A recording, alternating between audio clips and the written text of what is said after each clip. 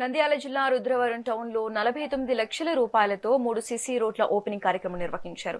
ఈ కార్యక్రమంలో ఎమ్మెల్యే భూమా అఖిలప్రియ పాల్గొన్నారు. ఈ సందర్భంగా కూటమి చేసే అభివృద్ధి పథకాల గురించి ప్రజల్లోకి వెళ్లి తెలియజేయాలని సీఎం చంద్రబాబు తెలిపారని ఎమ్మెల్యే అన్నారు. రుద్రవరం మండలానికి సంబంధించి మొదటి విడత 2,63,00,000 రూపాయలు మంజూరు చేయడం జరిగిందన్నారు.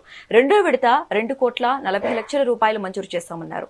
అలాగే మండలంలో చాలా గ్రామాల్లో PHEC సెంటర్లు మంజూరు చేయడం జరిగిందని ప్రతి గ్రామంలో అభివృద్ధి చేసి చూపిస్తారని తెలిపారు. కూటమి ప్రభుత్వం వచ్చిన తర్వాత ప్రజలు సంతోషంగా ఉన్నారని అన్నారు. ఈరోజు బడ్జెట్ సమావేశాలు జరుగుతున్న సమయంలో చంద్రబాబు నాయుడు గారు ఏదేమైనా సరే మరి పెన్షన్లు పంచే కార్యక్రమము తప్పకుండా అటు కూటమి ప్రభుత్వంలో నాయకులము ఎమ్మెల్యేలు తప్పకుండా భాగస్వాములై ఉండాలి.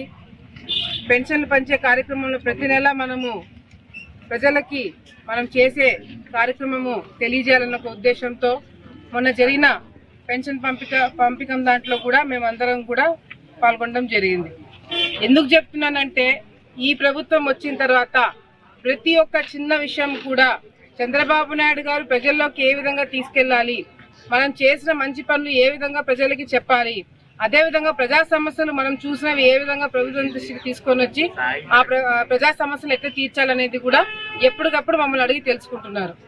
ఈరోజు చంద్రబాబు నాయుడు గారు కూటమి ప్రభుత్వం వచ్చిన తర్వాత అసలు మా ప్రభుత్వం వచ్చిన తర్వాత ప్రజలందరూ కూడా 5 సంవత్సరాలు ఈ నరకంలో ఎట్లా ఉండగలిగినాము, వైసీపీ కార్యకర్తలు మాటలు విని ఏ విధంగా మనము అనవసరంగా చంద్రబాబు నాయుడు గారికి ఓటేయకుండా మనము మన జీవితాలతో ఆడుకున్నామని చెప్పి ఈరోజు ప్రజలు ఆలోచిస్తున్నారు.